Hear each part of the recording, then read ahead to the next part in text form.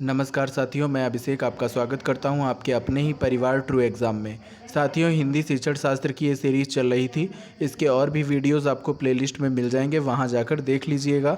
इस वीडियो में पेपर 1 और 2 दोनों के क्वेश्चन समाहित किए गए हैं, तो आपके पेपर 1 और 2 दोनों के लिए बहुत इंपॉर्टेंट है। ये सभी पिछले सालों के क्वेश्चन हैं, तो ध्यान से पूरा वीडियो शुरू से लेकर अंत तक देखते रहिएगा। आपको सीटेट में निश्चित ही फ़ायदा मिलेगा। इस वीडियो को अभी तक लाइक नहीं किया है तो प्लीज़ लाइक ज़रूर कर दें, और चैनल सब्सक्राइब नहीं किया है तो सब्सक्राइब भी कर लें। और जो लोग कमेंट करते हैं उनका बहुत बहुत धन्यवाद, और जो लोग नहीं करते हैं वो इस वीडियो के नीचे कीजिएगा। पहले हम प्राइमरी लेवल के क्वेश्चन देखेंगे, फिर उसके बाद अपर प्राइमरी लेवल के। तो पहला क्वेश्चन है, भाषा सीखने का उद्देश्य है। ए ऑप्शन प्रत्येक स्थिति में भाषा का प्रयोग कर पाना, बी ऑप्शन आदेश निर्देश दे पाना और सुन पाना, सी ऑप्शन दूसरों की बातों को समझ पाना, डी ऑप्शन अपने मन की बात कह पाना। तो भाषा सीखने का जो उद्देश्य होता है वो प्रत्येक स्थिति में अपनी बात कह पाना। यहाँ पे ए वाला ऑप्शन सही हो जाएगा। अगले क्वेश्चन की ओर चलते हैं। क्वेश्चन है, बच्चों के भाषाई विकास में समाज की महत्वपूर्ण भूमिका होती है। यह विचार किसका है? ए ऑप्शन पियाजे, B option Skinner, C option Chomsky, D option Vygotsky. जब भी मैंने बताया है समाज वर्ड आ जाए, समाज वर्ड के आने से वाइगोत्स्की यानी डी वाला ऑप्शन यहाँ पे सही हो जाएगा। वाइगोत्स्की जी ने समाज के बारे में बताया था। तो समाज जहाँ भी दिखे आपको, किसी भी क्वेश्चन में समाज दिखे तो उसका मतलब जो सही आंसर है वो वाइगोत्स्की ही हो जाएगा। अगले क्वेश्चन की ओर चलते हैं। क्वेश्चन है, विद्यार्थियों का भाषाई विकास समग्रता से हो सके, इसके लिए सबसे उपयुक्त अनुशंसा होगी।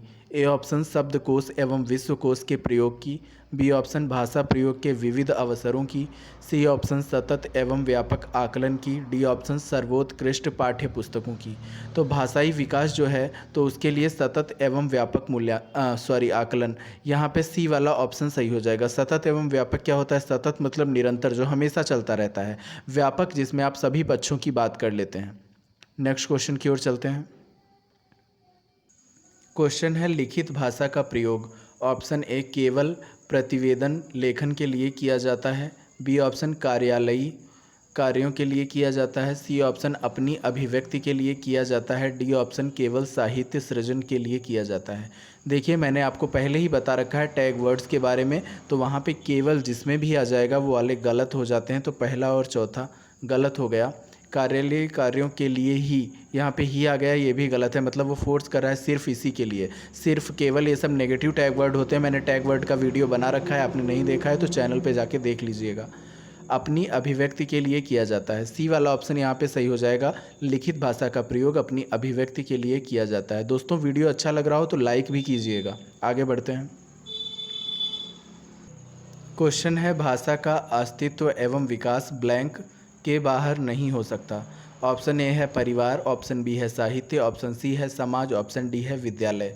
तो भाषा का अस्तित्व एवं विकास समाज के बाहर नहीं हो सकता। यहाँ पे सी वाला ऑप्शन सही हो जाएगा। समाज के बाहर भाषा का अस्तित्व एवं विकास नहीं हो सकता।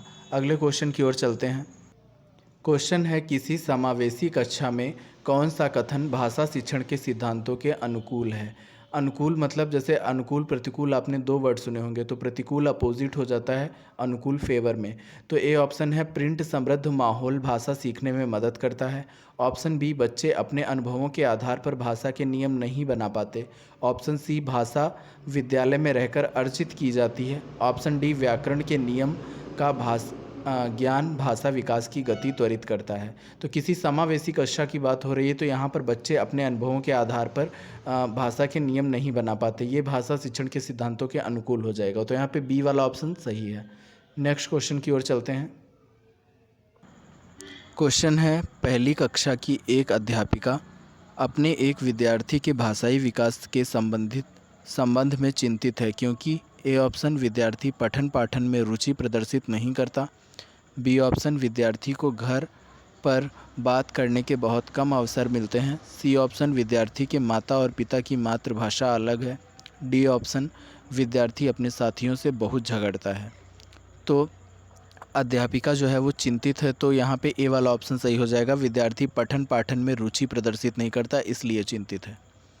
नेक्स्ट क्वेश्चन की ओर चलते हैं। क्वेश्चन है, बच्चों के बोलना सीखने के संदर्भ में कौन सा कथन सही है? ए ऑप्शन सभी बच्चों की बोलना सीखने की गति एक समान होती है। बी ऑप्शन बड़े परिवार के बच्चों की बोलना सीखने की गति तेज होती है। सी ऑप्शन निर्धन परिवारों से आए बच्चों की बोलना सीखने की गति धीमी होती है। डी ऑप्शन कहने सुनने के अधिक से अधिक अवसर मिलने पर बच्चे बोलना सरलता से सीखते हैं। देखिए, अवसर एक पॉजिटिव टैग वर्ड है, उसके साथ ही साथ जब ज़्यादा से ज़्यादा अवसर मिलेगा तो बोलना सरलता से सीख जाएंगे। तो यहाँ पे डी वाला ऑप्शन सही है। वीडियो अच्छा लग रहा हो तो लाइक भी करते चलिएगा। अगले क्वेश्चन की ओर चलते हैं। क्वेश्चन है, विद्यालय कक्षा में समृद्ध भाषाई परिवेश से तात्पर्य है। ए ऑप्शन मुख्य धारा की भाषा सुनने के अधिक से अधिक अवसर। बी ऑप्शन बोलने सुनने पढ़ने लिखने के अधिक से अधिक अवसर। अब देखिए, यहाँ पे ए ऑप्शन और बी ऑप्शन दोनों में अवसर वर्ड आ गया है, तो अभी आपको बताएंगे आगे। नेक्स्ट ऑप्शन एक से अधिक भाषाओं की के शब्दकोश की उपलब्धता। डी ऑप्शन अध्यापक को एक से अधिक भाषाओं की जानकारी। तो मैंने आपको बताया था कि अवसर एक पॉजिटिव टैग वर्ड है, जिसमें भी आ जाए उसमें टिक कर दें, लेकिन यहाँ पे तो दो ऑप्शन में आ गया। तो ऐसे में आप क्या करेंगे, मैंने आपको बताया था कि आपको व्यापक सोच के चलना है, मतलब विस्तृत बड़ा सोच के चलना है, सीमित सोच के नहीं चलना है। तो पहला जो ऑप्शन है वहाँ पे मुख्य धारा की भाषा सुनने, यहाँ पे सिर्फ श्रवण कौशल हो रहा है, ये देखिए सुनने की बात हो रही है। वहीं दूसरे वाले ऑप्शन में बोलने सुनने पढ़ने लिखने आपके चारों कौशल आ जा रहे हैं। तो यहाँ पे ये व्यापक हो गया, विस्तृत हो गया, तो यहाँ पे बी वाला ऑप्शन सही हो जाएगा। उम्मीद है आपको समझ में आया होगा। यहाँ पे चारों कौशलों का यूज़ हुआ है, यानी यहाँ पे विस्तृत हो गया। तो जहाँ पे भी विस्तृत की बात करेंगे तो वाला ऑप्शन सही हो जाएगा। नेक्स्ट क्वेश्चन की ओर चलते हैं। नेक्स्ट क्वेश्चन है, अपने विद्यार्थियों के भाषा संबंधी क्रमिक विकास का आकलन करने के लिए आपकी निर्भरता मुख्य रूप से किस पर निर्भर है। ऑप्शन ए पोर्टफोलियो के अवलोकन पर। ऑप्शन बी मौखिक कार्य करवाने पर। ऑप्शन सी गृह कार्य की उत्तर पुस्तिकाओं के अवलोकन पर। डी ऑप्शन कक्षा कार्य के अवलोकन पर। तो प्राथमिक स्तर पर जब भी बात करेंगे तो यहाँ पे आकलन की जो निर्भरता है वो मुख्य रूप से पोर्टफोलियो के अवलोकन पर निर्भर करेगी। पोर्टफोलियो क्या होता है? पोर्टफोलियो वो होता है जिसमें विद्यार्थियों की रिपोर्ट अंकित की जाती है। उनका भाषा विकास कितना हुआ, उन्होंने किस प्रकार अंक अर्जित किए, उनका मतलब क्या प्रोग्रेस रही, ये सब चीज़ें पोर्टफोलियो में अंकित की जाती हैं। तो जो प्राथमिक स्तर पर बात करेंगे आकलन की, तो वो पोर्टफोलियो हमेशा सही होगा। अगले क्वेश्चन की ओर चलते हैं। क्वेश्चन है, आपके विद्यार्थी पाठ में आए नवीन अपरिचित शब्दों के अर्थ जान सकें, इसके लिए आप क्या करेंगे। ऑप्शन ए पाठ के अंत में दिए गए शब्दार्थ देखने के लिए कहेंगी। ऑप्शन बी शब्दकोश देखना सिखाएंगी। ऑप्शन सी शब्द का अर्थ लिखकर बताएंगी। ऑप्शन डी पाठ के संदर्भ में अर्थ समझने की स्थिति पैदा करेंगी। तो यहाँ पे शब्द का अर्थ लिखकर बताएंगी, ये वाला ऑप्शन सबसे सही है, सी वाला। अगले क्वेश्चन की ओर चलते हैं। यहाँ से आपके उच्च प्राथमिक स्तर के प्रश्न शुरू हो जाते हैं। पहला प्रश्न है, उच्च प्राथमिक स्तर पर लेखन क्षमता का आकलन करते समय आप किस बिंदु को सर्वाधिक महत्व देंगे। ए ऑप्शन मिश्रित वाक्य संरचना। बी ऑप्शन विचारों की मौलिकता। सी ऑप्शन वर्तनीगत शुद्धता। डी ऑप्शन तत्सम शब्दावली।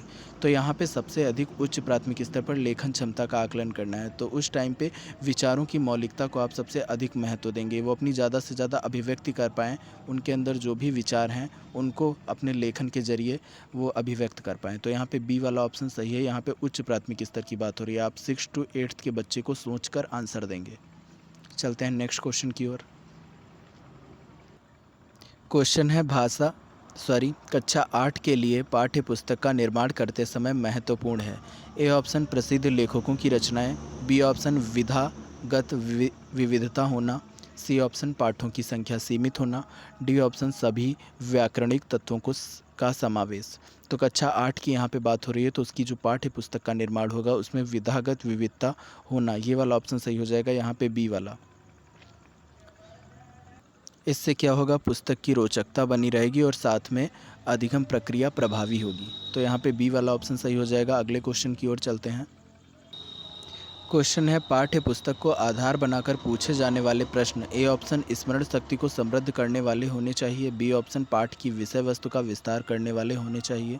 सी ऑप्शन पाठ में दिए गए तथ्यों पर ही आधारित होने चाहिए। डी ऑप्शन लिखावट को सुंदर बनाने में सहयोगी होने चाहिए। तो पाठ्य पुस्तक को आधार बनाकर जो पूछे जाने वाले प्रश्न हैं वो पाठ में दिए गए तथ्य जो उसके अंदर दिए होते हैं उन्हीं पर आधारित होने चाहिए।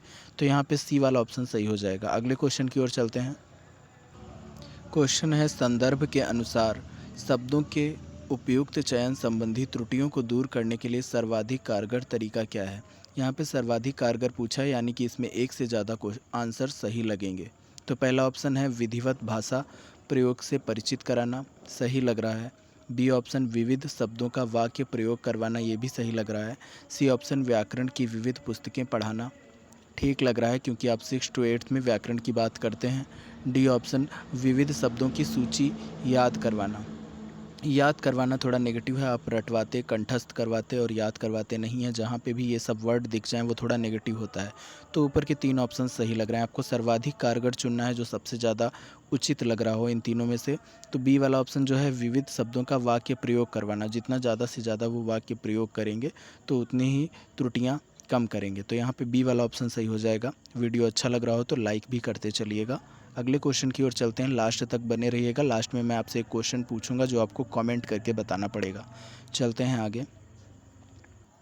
क्वेश्चन है, श्यामला केवल उन्हीं प्रश्नों के उत्तर लिखती है जो उसने याद किए होते हैं। इसका कारण हो सकता है ए ऑप्शन उसकी कक्षा में सब ऐसा करते हैं, बी ऑप्शन उसकी विचार प्रक्रिया अव्यवस्थित है, सी ऑप्शन उसकी स्मरण शक्ति बहुत तेज है, डी ऑप्शन उसमें कल्पनाशीलता जैसे गुणों का अभाव है। तो श्यामला केवल उन्हीं प्रश्नों को लिखती है जो उसे याद किए होते हैं। तो यहाँ पे उसमें कल्पनाशीलता जैसे गुणों का अभाव है। जब बच्चे कल्पनाशीलता की जब उनमें कमी होती है तो वो रटे रटाए प्रश्नों को ही याद करते हैं और लिखते रहते हैं। तो यहाँ पे डी वाला ऑप्शन सही हो जाएगा। अगले क्वेश्चन की ओर चलते हैं।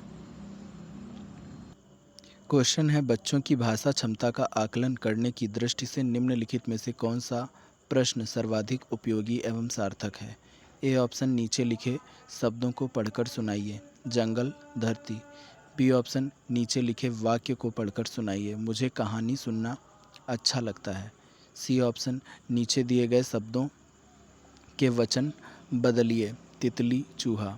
डी ऑप्शन फेरी वालों की आवाज़ें सुनिए और किसी एक का कक्षा में अभिनय करके दिखाइए। तो यहाँ पे बच्चों की भाषा क्षमता का जो आकलन की दृष्टि से सबसे उपयुक्त होगा तो ये यहाँ पे डी वाला हो जाएगा। फेरी वालों की आवाज़ें सुनिए और किसी एक का कक्षा में अभिनय करके दिखाइए। तो यहाँ पे सबसे उपयुक्त यही आंसर हो जाएगा। अगले क्वेश्चन की ओर चलते हैं। क्वेश्चन है, सभी भाषाई कुशलताएं ऑप्शन ए एक दूसरे से संबंध हैं, ऑप्शन बी एक दूसरे से बढ़कर हैं, ऑप्शन सी एक दूसरे से अलग हैं, ऑप्शन डी एक दूसरे को प्रभावित नहीं करती। तो भाषाई कुशलताएं जो आपकी होती हैं सुनना, बोलना, पढ़ना, लिखना, तो ये चारों एक दूसरे से संबंधित होती हैं। जब आप श्रवण कौशल आपका अच्छे से विकसित होगा, यानी कि आप अच्छे से सुन पाएंगे तो आप अच्छे से बोल भी पाएंगे। जब आपने सभी शब्दों को अच्छे से सुना होगा तभी आप अच्छे से बोल पाएंगे, क्योंकि आपने अगर अच्छे से सुना ही नहीं होगा तो आप गलत सलत बोल देंगे। तो आप अच्छे से सुनेंगे तो अच्छे से बोल पाएंगे, इसी तरीके से पठन भी कर पाएंगे और लेखन भी कर पाएंगे जब आपने अच्छे से सुन रखा होगा। तो सभी एक दूसरे से संबंधित हैं। तो यहाँ पे ए वाला ऑप्शन सही हो जाएगा, एक दूसरे से संबंध है। दोस्तों वीडियो अच्छा लग रहा हो तो प्लीज़ लाइक करते चलिए और अपने 1-2 दोस्तों के साथ शेयर कर दिया करिए, क्योंकि आप सभी के सपोर्ट की ज़रूरत है। अभी चैनल नया है, हम आपके लिए निरंतर प्रयास करते रहते हैं, आपके लिए अच्छे से अच्छी चीज़ें ढूंढ कर लाते हैं जो आपको परीक्षा में फ़ायदा पहुंचा सकें। तो प्लीज़ लाइक भी किया करिए और शेयर भी किया करिए। आगे बढ़ते हैं। क्वेश्चन है, भाषा का प्रमुख प्रकार है। ऑप्शन ए लेखन दक्षता, ऑप्शन बी प्रतिवेदन लेख, ऑप्शन सी भाषण देना, ऑप्शन डी संप्रेषण करना। तो भाषा का जो प्रमुख प्रकार है वो संप्रेषण करना है। संप्रेषण यानी अपने विचारों का आदान प्रदान करना। आप जब किसी से बातचीत करते हैं, आप अपने विचारों का आदान प्रदान करते हैं, तो आपने जो बोला दूसरा समझ गया, तो एक तरीके से आप यहाँ पे भाषा माध्यम बनी, यानी कि भाषा के माध्यम से ये भाषा का महत्वपूर्ण यही कार्य होगा कि संप्रेषण करना। संप्रेषण मतलब अपने विचारों का आदान प्रदान करना, आपके विचार को कोई दूसरा समझ पाया है तो आपने भाषा को माध्यम बनाया, तो भाषा का यही कार्य हो गया संप्रेषण। तो यहाँ पे डी वाला ऑप्शन सही हो जाएगा। अगले क्वेश्चन की ओर चलते हैं। क्वेश्चन है, पाठ्य पुस्तक का नया पाठ आरंभ करने से पहले अध्यापक के लिए आवश्यक है कि वह ए ऑप्शन पाठ में मिलने वाली सीख के बारे में बताए, ऑप्शन बी पाठ के मूल भाव पर बातचीत करे, ऑप्शन सी पाठ में कठिन शब्दों के प्रयोग को श्याम पट पर लिखकर उनका अर्थ बताए, ऑप्शन डी पाठ के रचनाकार का परिचय लिखवाए। तो यहाँ पे पाठ्य पुस्तक का जब नया पाठ आरंभ करेंगे, 6 to 8 की बात हो रही है अपर प्राइमरी की, तो यहाँ पे अध्यापक जब पहले ही शुरू कर रहा हो चैप्टर, तो उस टाइम पे जो उसका मूल भाव है उस पर बातचीत करें। उससे मिलने वाली सीख तो बाद में बताई जाएगी जब पूरा कंप्लीट हो जाएगा। और जो कठिन शब्द हैं श्याम पट पर लिखने, तो वो बीच में बताया जाएगा जब शब्द आएगा उस टाइम पे। तो यहाँ पे बी वाला ऑप्शन सही है कि पाठ के मूल भाव पर बातचीत करें। और आज का लास्ट क्वेश्चन है, किस तरह के बच्चों को हिंदी भाषा सीखने में अधिक कठिनाई का सामना करना पड़ेगा? ऑप्शन ए जिनकी मातृभाषा मानक हिंदी नहीं है, ऑप्शन बी जिनकी मातृभाषा सरल है, ऑप्शन सी जिनकी मातृभाषा हिंदी से भिन्न है, ऑप्शन डी जिनकी मातृभाषा हिंदी के समान है।